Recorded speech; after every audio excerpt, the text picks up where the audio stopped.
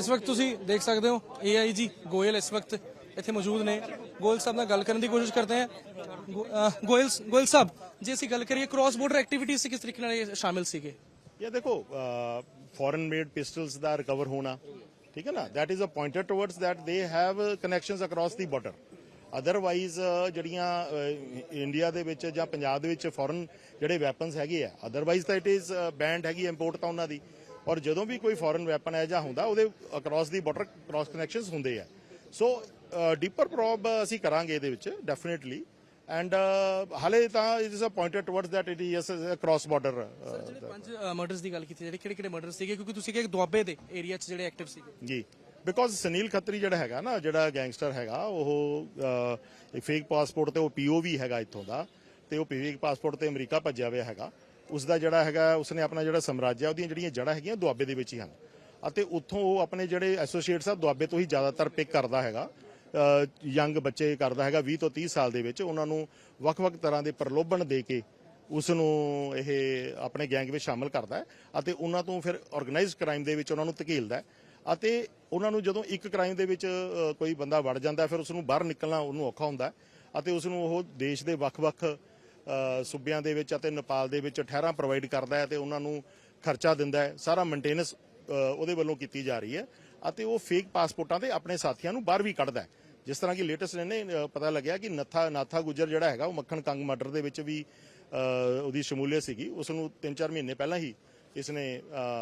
Fake ਪਟਰਸ ਉੱਤੇ passport ਬਣਵਾ ਕੇ ਬਾਹਰ ਕੱਢਿਆ ਬਿਲਕੁਲ ਰਿੰਦਾ ਦਾ ਸਰ ਕਨੈਕਸ਼ਨ ਆ ਰਿਹਾ ਆਖਰੀ ਸਵਾਲ ਮੇਰਾ ਤੇ ਜਿਹੜੇ ਬਾਹਰੋਂ ਹਥਿਆਰ ਆ ਰਹੇ ਸੀਗੇ ਜਾਂ ਫਿਰ ਕੋਈ ਡਰੱਗਸ ਦੀ ਅਸੀਂ ਗੱਲ ਕਰ ਰਹੇ ਹਾਂ ਕੁਝ ਹਲੇ ਤੱਕ ਹੋਰ ਜਾਣਕਾਰੀ ਮਿਲੀ ਇਸ ਲਈ ਅੱਜ ਹੀ ਗ੍ਰਿਫਤਾਰ ਕੀਤਾ ਹੈਗਾ ਜਿੰਨੀ ਕਿ ਸਾਨੂੰ ਅਸੀਂ ਕਰ ਸਕੇ ਪ੍ਰੀਲਿਮਿਨਰੀ ਇਨਵੈਸਟੀਗੇਸ਼ਨ ਉਨੀ ਆਪ ਜੀ ਨਾਲ ਮੈਂ ਤੁਹਾਡੇ ਨਾਲ ਸਾਂਝੀ ਕਰ ਲਈ ਇਹ ਸੀਗੇ AIG ਗੋਇਲ ਜਿਹੜੇ ਕਿ ਦੱਸ ਰਹੇ ਨੇ ਕਿ ਕਿਸ ਤਰੀਕੇ ਨਾਲ ਇਹ ਲੋਕ ਜਿਹੜਾ ਕ੍ਰਿਮੀਨਲ ਐਕਟੀਵਿਟੀਜ਼ ਜਿਹੜਾ ਹੈਗਾ ਉਹ ਐਕਟਿਵ ਸੀਗੇ ਜਿਹੜਾ ਇਹਨਾਂ ਦਾ ਮੇਨ ਹੈੱਡ ਸੀਗਾ ਸੋਨੂ ਖੱਤਰੀ ਉਹ ਜਿਹੜਾ ਦੁਆਬੇ ਦੇ ਇਲਾਕੇ 'ਚ ਉਹ ਕਿਸ ਤਰੀਕੇ ਨਾਲ ਉੱਥੇ ਕੰਮ ਕਰਦਾ ਸੀ ਪਰ ਨਾਲ ਦੇ ਨਾਲ ਕਿਹੜੇ ਮਰਡਰਸ 'ਚ ਸ਼ਾਮਿਲ ਸੀਗੇ ਤੇ ਨਾਲ ਦੇ ਨਾਲ ਸਭ ਤੋਂ ਵੱਡੀ ਗੱਲ ਕਿਉਂਕਿ ਹਲੇ ਪ੍ਰਾਇਮਰੀ ਇਨਵੈਸਟੀਗੇਸ਼ਨ ਹੈਗਾ ਉਸ 'ਚ ਜਿਹੜਾ ਹੈ ਹਲੇ ਤੱਕ ਇਹ ਜਾਣਕਾਰੀ ਮਿਲੀ ਹੈ ਕਿ ਡਰੱਗਸ ਤੇ ਵੈਪਨਸ ਵੀ ਜਿਹੜਾ ਹੈ ਕਿ ਸ਼ਾਮਿਲ ਸੀਗੇ ਪਰ ਇਹ ਜਦ ਪੂਰੇ ਤਰੀਕੇ ਨਾਲ ਹੋਰ ਇਨਵੈਸਟੀਗੇਸ਼ਨ ਹੋਏਗੀ ਉਸ ਤੋਂ ਬਾਅਦ ਹੀ ਪਤਾ ਲੱਗ ਜਾਏਗਾ ਕਿ ਆਖਿਰਕਾਰ ਇਹ ਕਿੱਥੇ ਜਿਹੜਾ ਹੈ ਐਕਟਿਵ ਸੀਗੇ ਪਰ ਨਾਲ ਦੇ ਨਾਲ ਕਿਹੜੇ ਸੋਫਿਸਟੀਕੇਟਡ ਵੈਪਨਸ ਜਿਹੜਾ ਹੈ ਉਹ ਬਾਹਰੋਂ ਆ ਰਹੇ ਸੀਗੇ ਕਿ ISI ਦੀ ਮਦਦ ਤੋਂ ਆ ਰਹੇ ਸੀਗੇ ਰਿੰਦੇ ਦੀ ਮਦਦ ਤੋਂ ਆ ਰਹੇ ਸੀਗੇ ਕੋਈ ਏਜੰਸੀ ਸੀਗੀ ਜਿਹੜੀ ਬਾਹਰਲੀ ਜਿਹੜੀ ਮਦਦ ਕਰ ਰਹੀ ਸੀਗੀ ਤੇ ਨਾਲ ਦੇ ਨਾਲ ਜਿਹੜਾ ਡਰੱਗਸ ਦਾ ਨੈਕਸਸ ਕਿਹਾ ਜਾਂਦਾ ਹੈ ਉਹ ਕਿਸ ਤਰੀਕੇ ਨਾਲ ਇਹਦੇ ਨਾਲ ਜੁੜਿਆ ਹੋਇਆ ਸੀ ਕੈਮਰਾ ਪਰਸਨ ਸਚਿਨ ਦੇ ਨਾਲ ਬਜ਼ਮ ਵਰਮਾ ਡੇਲੀ ਪੋਸਟ ਮੋਹਾਲੀ।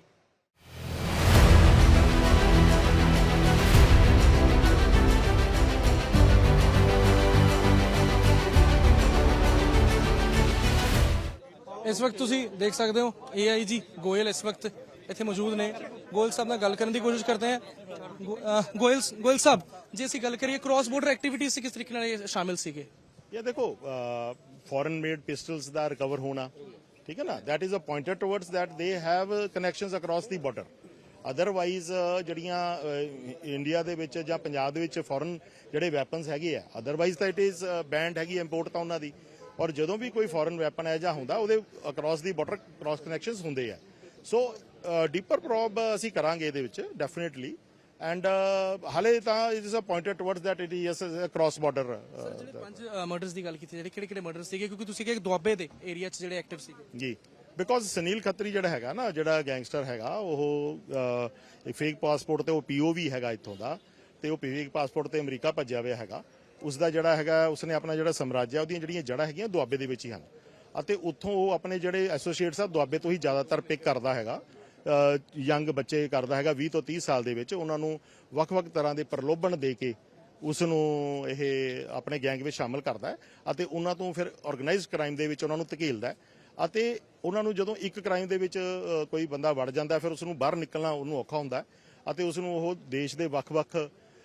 ਸੂਬਿਆਂ ਦੇ ਵਿੱਚ ਅਤੇ ਨੇਪਾਲ ਦੇ ਵਿੱਚ ਠਹਿਰਾਂ ਪ੍ਰੋਵਾਈਡ ਕਰਦਾ ਹੈ ਤੇ ਉਹਨਾਂ ਨੂੰ ਖਰਚਾ ਦਿੰਦਾ ਹੈ ਸਾਰਾ ਮੇਨਟੇਨੈਂਸ ਉਹਦੇ ਵੱਲੋਂ ਕੀਤੀ ਜਾ ਰਹੀ ਹੈ ਅਤੇ ਉਹ ਫੇਕ ਪਾਸਪੋਰਟਾਂ ਤੇ ਆਪਣੇ ਸਾਥੀਆਂ ਨੂੰ ਬਾਹਰ ਵੀ ਕੱਢਦਾ ਹੈ ਜਿਸ ਤਰ੍ਹਾਂ ਕਿ ਲੇਟੈਸਟ ਇਹਨੇ ਪਤਾ ਲੱਗਿਆ ਕਿ ਨਾਥਾ ਗੁੱਜਰ ਜਿਹੜਾ ਹੈਗਾ ਉਹ ਮੱਖਣ ਕੰਗ ਮਰਡਰ ਦੇ ਵਿੱਚ ਵੀ ਉਹਦੀ ਸ਼ਮੂਲੀਅਤ ਸੀਗੀ ਉਸ ਨੂੰ 3-4 ਮਹੀਨੇ ਪਹਿਲਾਂ ਹੀ ਇਸਨੇ